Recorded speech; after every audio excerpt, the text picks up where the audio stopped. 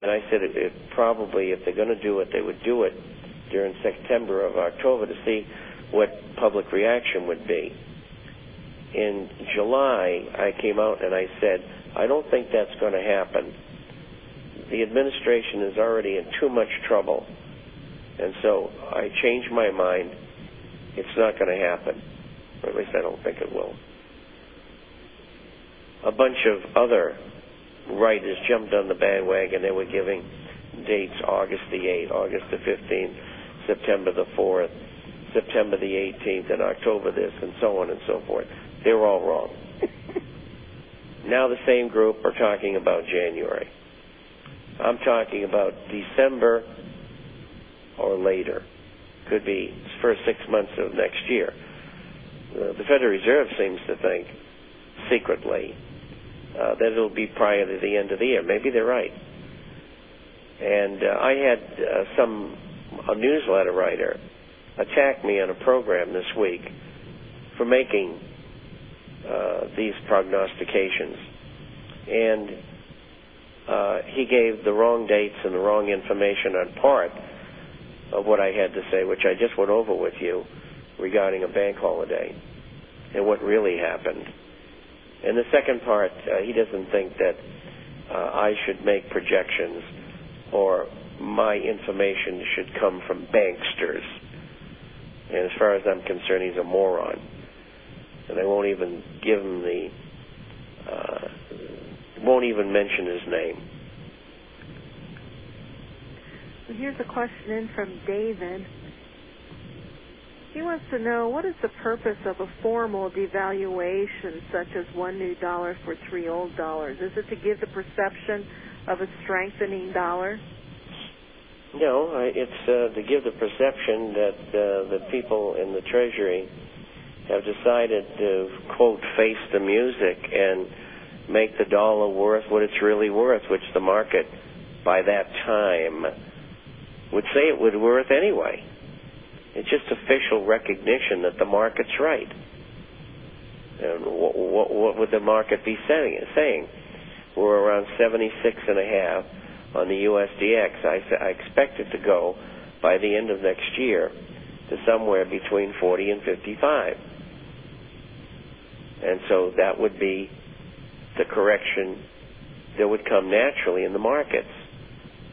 And all officialdom, we'll call it, would be doing is saying, yeah, we agree with the market. The dollar's not worth what it was before.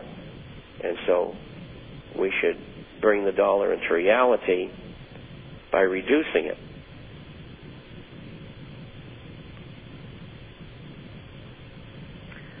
This question is in, you probably have this one too, I'm not sure. It's from Jasper. And these are good ones. To the Illuminous Chop Man and the Madam of the Gold Ceiling Storm. I might just have a contest and we'll have to judge on who has the best names for us. How about that? Give away some free gold maybe the first part of January. So come on, folks. Start thinking. January 1st, not that far away. His question is, he's been pondering life extension issues. He's getting a gut feeling that the best technologies are being developed in secret, and that the public development of the same technologies will be suppressed out of spite. He envisions that the elite who use such technologies will be forced to fake their deaths if they hope to live another 100 years. What do you think of this? Do you see such a scenario as likely to come or even exist today? Well, first of all, I believe that they already have the ability to take lives out to 125, 150 years. They will not release that information because they don't want people living that long. And so, in time, they will use it for themselves, but it will not be available to the public if they are in control. And as time goes on, I would imagine technology would advance and that people could live 200 or 250 years. if they win, they're the ones who will live that long. If we live, we'll live that long. Or if we win, we'll live that long. But I think that in that kind of a world, we would have to limit population, because I don't think that the world could handle, hundreds and hundreds of billions of people. So there would have to be some kind of constraint. But anyway, I think the technology exists, and we have seen little bits and pieces here and there from scientific journals that have talked about it, but the mainstream doesn't have a clue.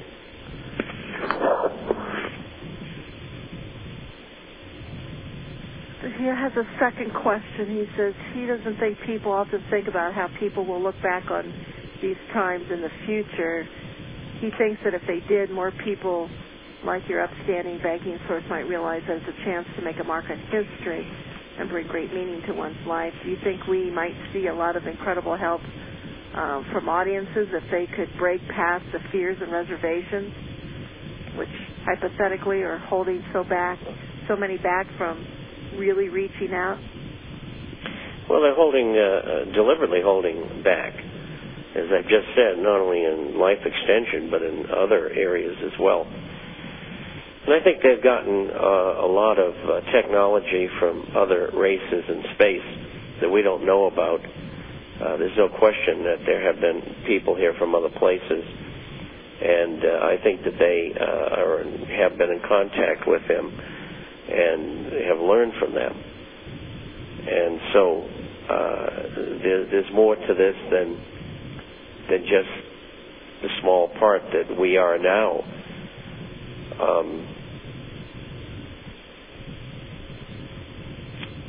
Give reference to some of the other things he said in there. Oh, I just closed this question. Let me bring it back up. When he talked about... I get to answering these things and I forget, what the other part of the question is. Do you think we might see a lot of incredible help from audiences if they could break past the fears and reservations, which hypothetically are holding so many back from really reaching out to the hurting world around them? If people look back at these times,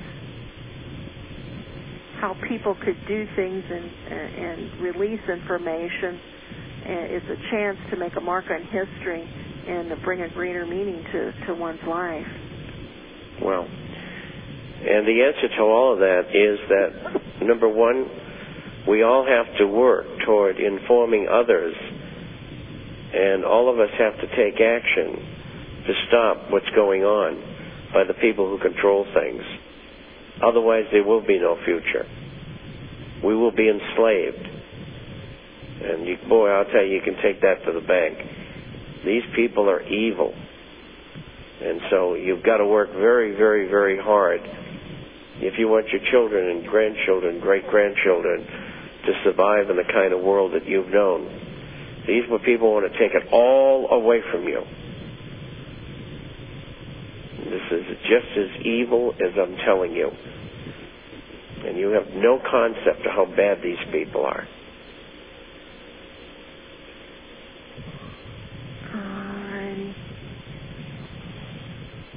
Let's see.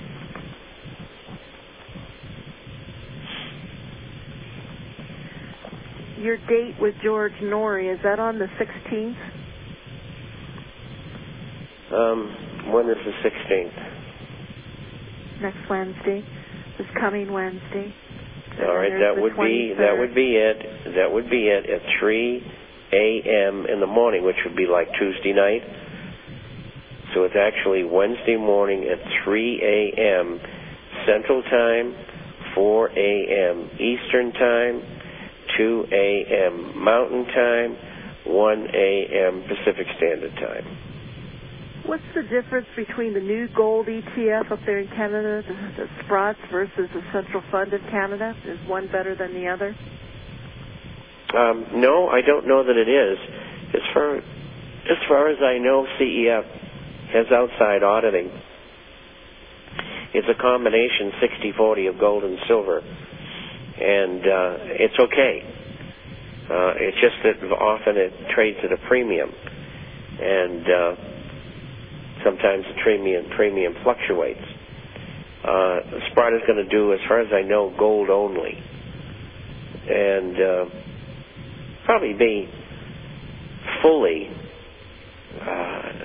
audited by an outside auditor, and I imagine that they'll just simply only buy bullion. They might have cash in hand, but I have not been told as yet that there's anything more than that. And so I think that they would draw business away from GLD just like CEF